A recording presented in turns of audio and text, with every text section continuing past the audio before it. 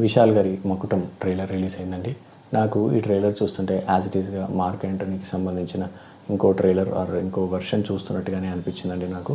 ఇందులో కూడా విశాల్ గారు 3 పాత్రలు పోషిస్తున్నారండి. విశాల్ రెగ్యులర్ కామన్ మ్యాన్ రోల్లో కనిపిస్తున్నారండి. వారికి ఒక అందమైన ఫ్యామిలీ, భార్య, పిల్లలు ఇదంతా కనిపిస్తుందండి. ఇందులో ఒక సాంగ్ కూడా రిలీజ్ అయిందండి మొన్న, ఫ్యామిలీ హాలిడే వెకేషన్ సాంగ్ లాగా.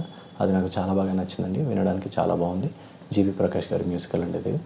అండ్ ఈ ట్రైలర్ ఇందులో స్టోరీ ఏం రివీల్ చేయలేదు. ఒక విలన్ ఉంటాడు, అతనికి బాబు పుడతాడు, అతను విశాల్ అవుతాడు. అండ్ అదే విలన్ ఏజ్ పెరుగుతాడు.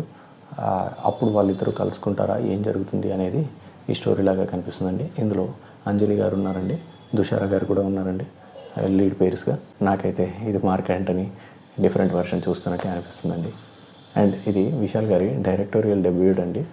రవి అరసు అనేవారు ఈ స్టోరీని టేకప్ చేసి విశాల్ గారితో మూవీ కోసం ముందుకు వచ్చినట్టున్నారండి. బట్ వారి నుంచి ఈ మూవీని హైజాక్ చేసి విశాల్ గారే దీన్ని స్టోరీని కాస్త మార్పులు చేర్పులు చేసి డైరెక్షన్ చేసి రిలీజ్ చేస్తున్నారండి. చూడాలి వారికి ఇది ఎటువంటి రిజల్ట్ని ఇస్తుందో. హోపింగ్ ఫర్ ది బెస్ట్ అండి. Thank you.